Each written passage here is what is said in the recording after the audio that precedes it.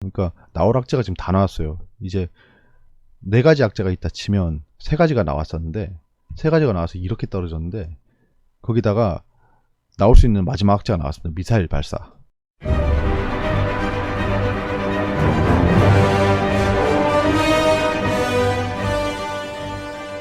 안녕하세요.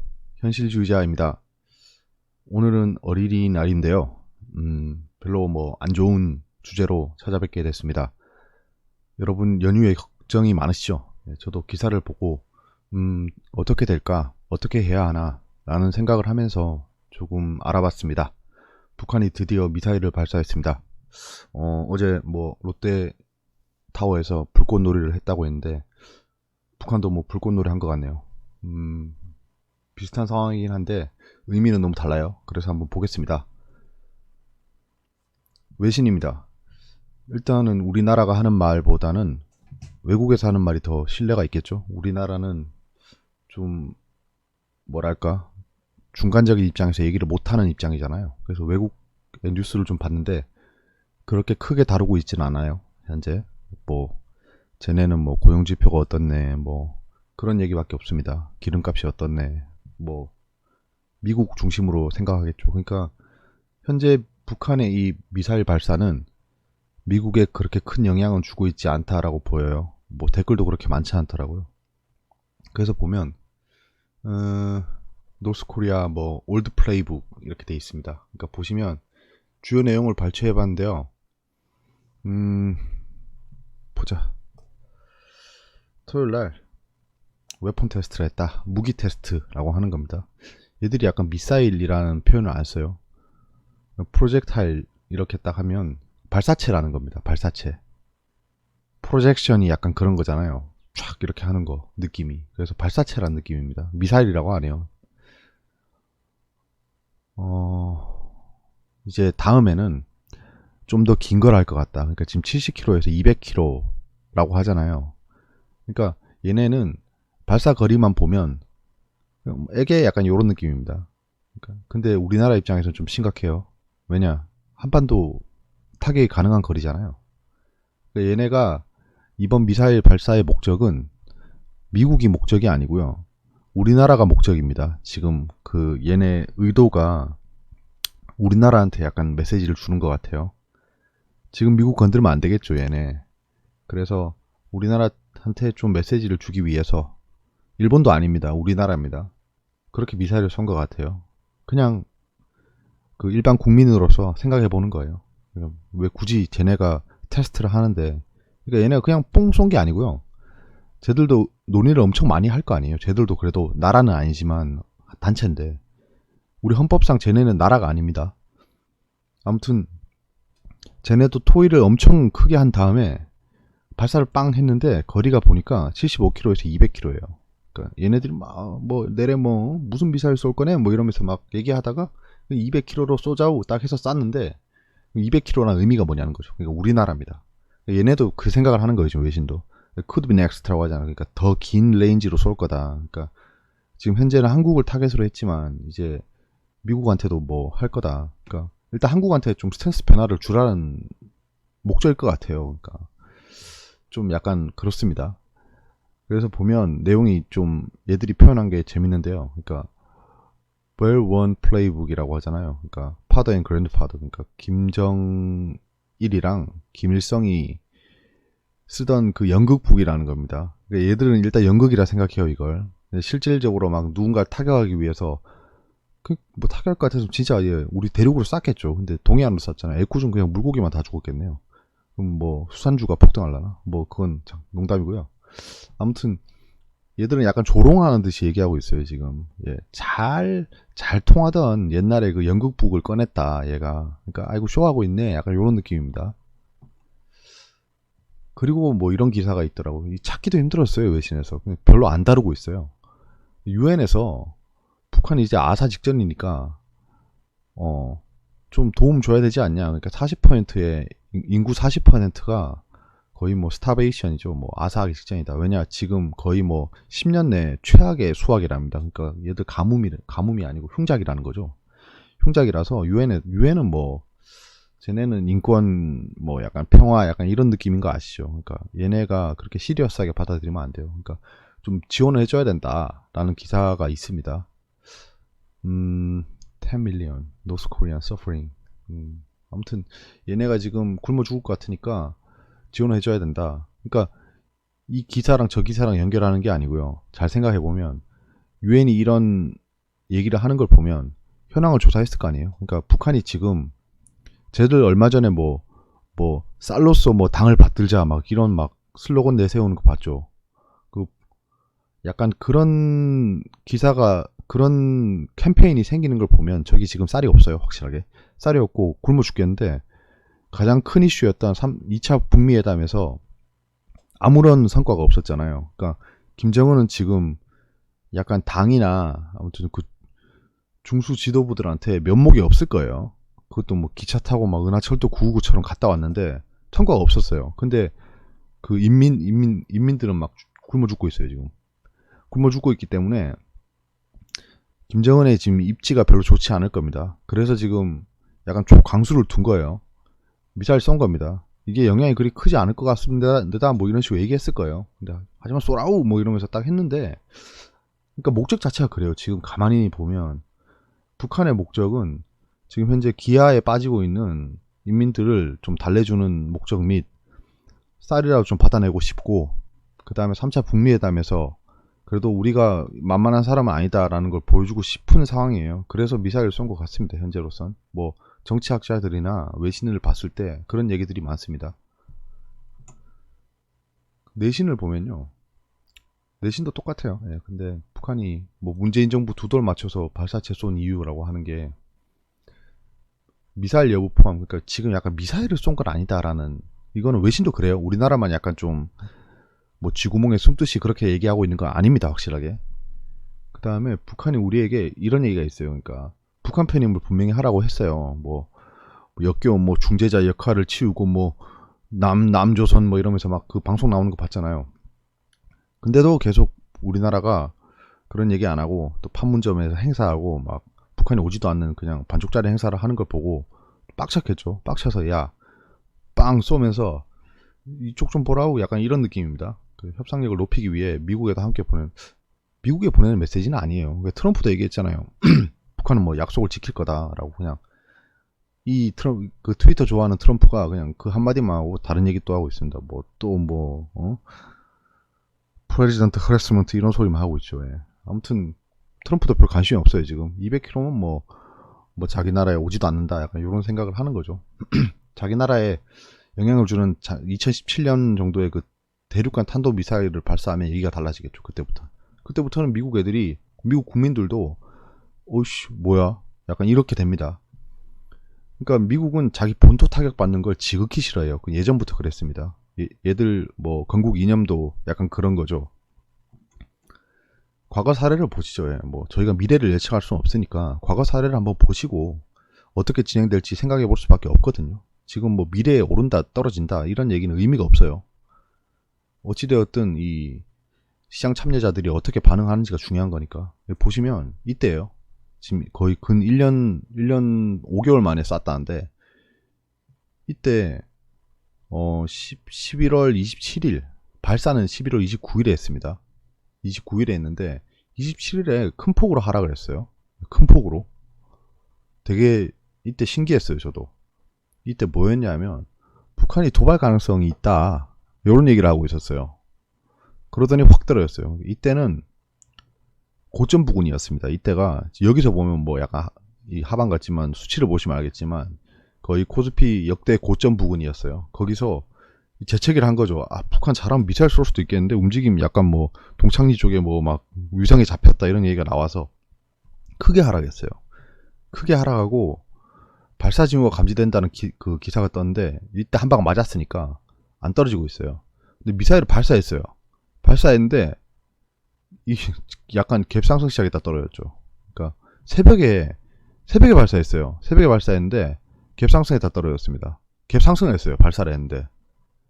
근데 기사들이 나오는 걸 보면 코스피 영향 제한적일 것이라고 빡 떠벌려요. 근데 그 다음날 갭 하락을 시작하더니 거의 뭐 1.5% 가까이 떨어져 버립니다. 근데 이때 기사가 뭐가 떴냐면 북한보단 기준금리 영향이다. 이거는 뭐 북한 리스크가 아니고 기준금리 상승시켜서 그렇다. 그 다음에 갭 상승했다가 하락하고, 그 다음에 갭 상승해서 상승, 그 다음에 갭 하락해서 상승, 그냥 시작해서 하락, 갭 상승해서 하락. 그러니까 지금 이렇게 되니까 변동성이 너무 커져요. 그러니까 지금 사람들이 갈피를 못 잡습니다. 그래서 이때 투심은 별로 안 좋았어요. 상승한 다음에 지금 21선 밑에 있잖아요. 61선 깨고 61선 저항 맞고 떨어지고 121선 저항 그 지지하고 다시 올라가고 다시 이렇게 올라갔습니다. 그러니까 한 달 동안 하락을 했어요. 이때 한 달 동안 하락을 했습니다. 고점권이라는 건 좀 인지하셔야 돼요. 그러니까 지금 현재 저 2200 왔다 갔다 하는데 지금 2500, 2600, 2400대입니다. 아무튼 이때는 이랬어요. 그 다음에 지속 상승, 그 21선 돌파해서 지속 상승하다가 이때를 고점으로, 역사적 고점으로 이제 내려막기를 걷죠. 1900포인트까지. 그래서 이때 매동을 보시면 외국인이 이때죠. 이때부터 팔기 시작했어요. 쭉 팝니다. 쭉 팔고 있어요. 외국인은 고점이라 생각하고 있었습니다. 그때부터 기관이 계속 사는 거죠. 기관이 코스피 영향 제한적일 것이다 라고 내면서 계속 사요. 계속 삽니다. 얘들 계속 공매도 치다가 고점이라고 생각하고 이제 아우 망했다라고 생각하면서 이제 쇼커버링 한 거예요. 이때 기관 등신짓 한 겁니다. 진짜 고점에서 이만큼 많이 샀으니까 기관 약간 외국인한테 빌려요. 이렇게 매동을 이랬습니다. 그래서 이런 걸 잘 봐놓으세요. 옛날에 이랬다. 그래서 결론을 말씀드리면 현재 미증시는 최고조입니다. 최고조고 고용지표도 좋게 나왔고 딱히 하락할 만한 그런 거는 보이지 않아요. 그러니까 지금 북한이 미사일 쐈다고 미증시가 떨어질 것 같지 않습니다. 떨어진다면 다른 이유예요. 다른 이유. 얘들이 아무리 떨어지더라도 이유를 갖다 붙이고 싶어도 북한이 미사일 쏴서 하락이다라는 얘기는 못할 거예요. 왜냐면 미국에 영향이 없거든요. 그래서 미증시가 떨어질지 올라갈지는 한번 지켜보시고요. 그다음 한국 증시가 현재 상승 추세를 그리고 있었어요. 최근에 약간 좀 횡보 국면이긴 했지만 상승 추세입니다. 1900포인트 찍고 지금 계속 상승하고 있어요. 10% 이상 올라갔죠. 보합 국면이긴 해요. 이런 상황입니다. 남북 경협주는 악재를 몇 방을 얻어맞아가지고 바닥권이에요. 그러니까 여기서 좀 생각해 볼 수 있는 게 외국인 수급을 일단 지켜봐야 됩니다. 외국인이 최근에 계속 사고 있었죠. 사고 있었고 저는 지금 환율이 걱정이에요. 환율이. 이런 리스크가 발생하면 환율은 금방 반응합니다. 그다음 옵션 만기일이 다가오고 있어요. 근데 지금 그 옵션 선물이 너무 왔다 갔다 하고 있어요. 그래서 큰 변화가 있을 것 같으면 옵션 만기일 이후에 변화가 있을 것 같습니다. 저는 그 전까지는 약간 좀 혼조세일 것 같아요. 당연히 화요일에 개발학 시작하겠죠. 당연히. 근데 장이 생각보다 이게 또 웃긴 게 월요일이 쉬어버려가지고 그렇게 큰 타격은 없을 것 같아요. 근데 하락은 할 겁니다. 단기간 하락은 할 거고 그 하락이 어느 정도 지속될지가 궁금한 거죠. 그래서 전 단기 관망 후에 대응이 필요하다고 생각합니다. 이게 바로 반응하실 필요는 없어요. 보시면 알겠지만 그 2017년에도 변동폭이 너무 컸어요. 그러니까 여기서 약간 수를 두는 순간, 투자자분들이 수를 두는 순간 꼬일 수 있습니다. 말릴 수 있어요. 그러니까 팔았는데 갑자기 갭 상승 시작하고 샀는데 갭 하락 시작하고, 그러니까 심리가 꼬일 수 있어요. 이렇게 되면. 그래서 저는 그냥 한 발짝 물러나서 보는 게 좋다고 생각합니다. 그래서 어느 정도 손실선을 정해놓고 조금만 지켜보세요. 이런 지정학적 리스크나 좀 체계적인 위험이 발생하면 너무 급하게 반응하실 필요 없어요. 그냥 나는 속편하게 이런 변동성을 보기 싫다라고 하시면 화요일 시작하자마자 개발학 시작하면요 바로 팔지 마시고요. 개발학 시작한 다음에 반등 줄 때 파세요. 그럼 반등 줄 때 팔고 나는 안정되면 들어가야겠어 라고 생각하시는 분들은 그렇게 하시면 됩니다. 그러니까 본인 성향에 따라서 대응하시면 되는 거예요. 이런 거는 저 같은 경우는 그냥 좀 관망할 예정입니다. 그냥 스탑로스 라인이 있으니까 제가 스탑로스 라인까지 어기면서 관망할 것 같지는 않고요. 스탑로스에 걸리는 것들은 그냥 걸리게 놔두고 좀 장을 지켜볼 거예요. 그러니까 만약에 외국인이나 기관이, 그러니까 세력들이 한국 증시를 상방으로 보고 있었으면 단기간 동안 뺄 것 같습니다. 단기간 동안 뺄 것 같아요. 그러니까 좀 빼고 나서 올리겠죠. 얘들 특기잖아요.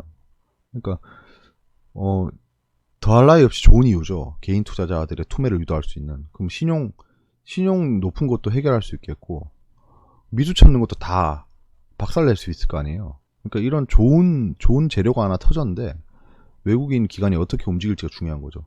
근데 얘들이 단기간에 팔아먹고 싶어 하잖아요. 그러면 요 단기간 동안 엄청나게 매수할 거예요. 얘들아, 별거 아니야. 라고.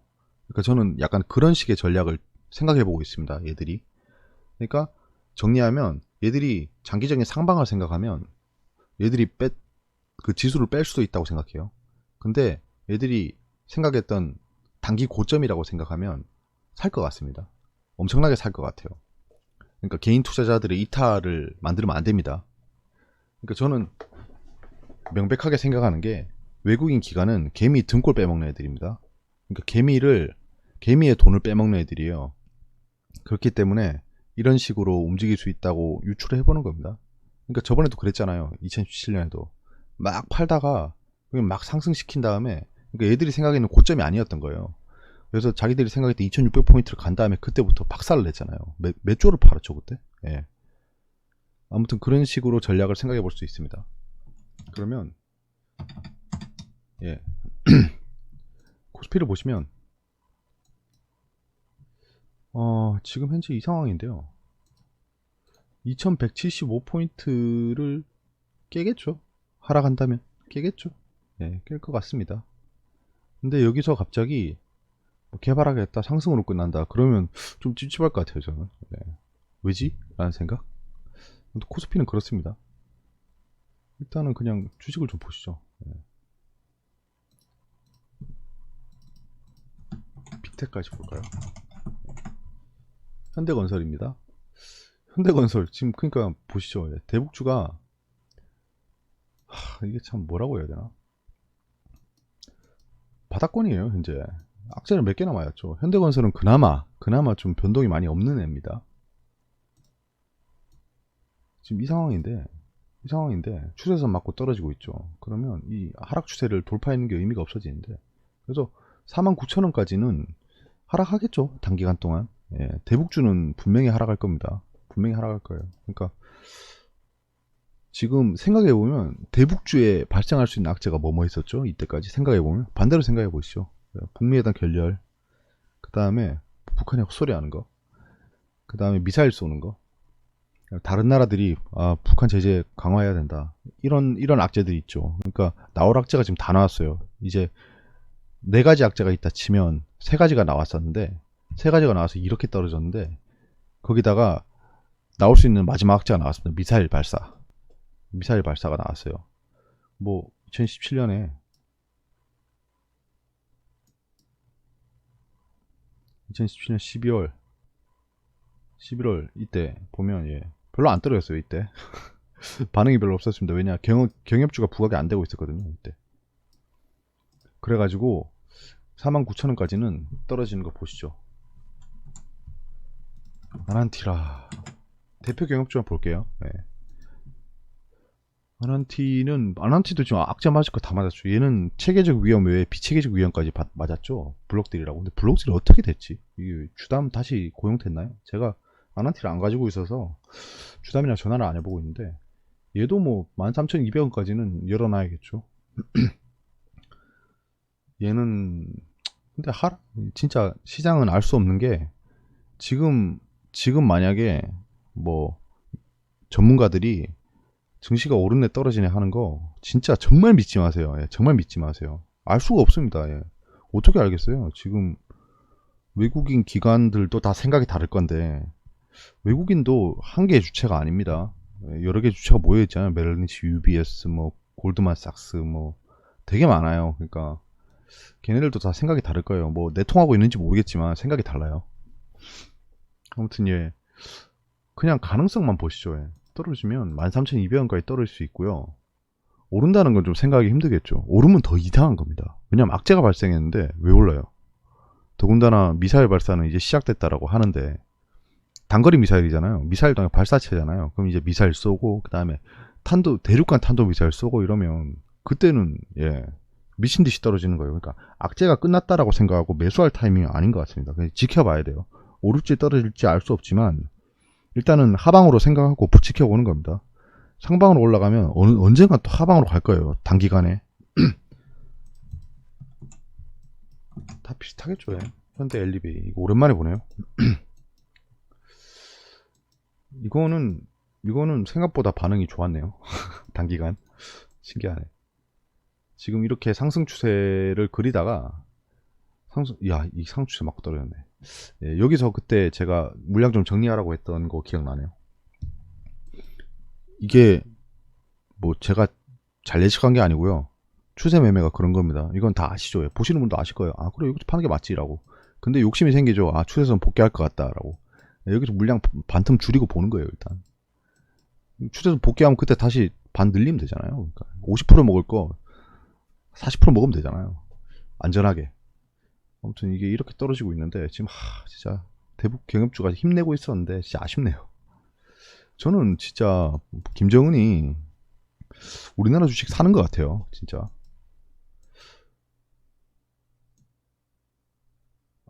참 샀으면 뭐 방산주 샀겠죠. 외국에 뭐 로키드 마틴 이런 걸 사거나. 아무튼 지금 현재 바닥을 약간 지지해주는 듯한 느낌으로 가고 있었는데요. 외국인도 계속 사고 있었는데 사는 이유가 대차를 계속 갖고 있었는데 네, 대차를 갖고 있었는데 다시 공매도 치겠네요. 이것도 일단은 전저점까지 열어놔야죠. 예. 전저점까지 오면 매수해볼까라고 생각해보세요. 예, 매수하지 마시고요. 막 매수하시면 안됩니다. 진짜 뭐 어디까지 떨어질지 어떻게 알아요. 조비 지금 신양남 문제가 나와서 조비를 보는 겁니다. 조비는 지금 전저점 부근이죠. 그러니까 더 안 좋았어요. 분위기가 지금 쌍바닥 그리고 있었는데 얘는 요 쌍바닥 깨는 순간 그러니까 19,450원 깨는 순간 어디까지 떨어지냐 그럼 진짜 얘는 지지선이 없어요. 17,000원까지 떨어지네요. 와, 이 정도면 진짜 대북주 초창기로 돌아가는 겁니다. 이러면 진짜 위험한 게요. 얘들이 다 매물이에요, 진짜. 이게 다 물린 애들이 되는 겁니다. 그게 걱정이에요. 그러니까 그러면 대북주가 올라가기 힘들어져요. 웬만한 호재가 뜨지 않으면 안 됩니다. 3차 북미 회담 열린다 정도로 올라갈 그 규모가 아닌 거예요. 마지막으로 빅텍을 한번 보시죠. 야, 빅텍은 진짜 재밌네요. 빅텍은 진짜 재밌는 주식이네. 큰 추세 한번 볼게요. 이렇게 하락하다가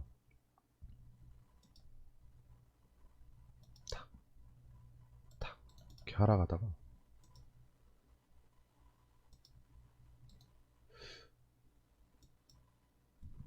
와, 진짜 화요일날 너도나도 빅텍 사고 싶어서 안달이겠죠. 갭상승 이후에 어떻게 움직일지 궁금하네요. 이거는 빅텍이라는 걸 생각하지 말고요. 생각하지 말고 한번 보시죠. 그냥 여느 주식입니다. 와, 딱이네. 진짜 딱이네. 엘리엇 1차 파동이네요. 그냥. 네, 이거 떡상할 각인데. 떡상할 각이긴 한데 글쎄요, 저는 이런 종목에 투자하는 건 도박이라고 생각합니다. 뭐 도박이나 스릴을 즐기시는 분이면 시초가 갭 별로 안 뜨면 뭐 잠깐 단타 쳐보시는 것도 좋을 것 같아요. 근데 갭이 크게 뜰 것 같습니다. 진짜 대북주 파는 애들 다 이거 사겠죠. 왜냐하면 그 사람들은 약간 모아임 도거든요. 그래서 다른 종목들이 떨어질지가 좀 궁금하네요. 일단 대북주는 당연히 반응이 있을 거예요. 당연하죠. 이해 당사자니까 반응이 있을 거고 빅텍도 그렇고요. 나머지 IT 관련주랑 바이오가 궁금하네요. 근데 대북주가 떨어지면요 항상 시속 게임을 했어요. 바이오랑. 빅텍은 차트상은 되게 좋네요. 그러니까 제가 매물때 설명드렸던 거 기억나시죠? 보시면 딱 보이시죠? 여기 되게 많이 물렸네. 그리고 여기랑 여기 두 번째로 많이 물렸네. 그러면 여기 뚫을 때 보자라고 하는 겁니다. 지금 이 매물대 맞고 결국 떨어졌죠. 그러니까 아무리 호재가 생겨도 매물대를 이길 수가 없어요. 제 아무리 호재가 생겨도 물린 애들한테 호재가 아닙니다. 탈출할 기회밖에 안 돼요. 호재가 아니고. 그래서 여기서 어느 정도 손절 또는 본전을 시키고 다시 힘을 모으고 있어요.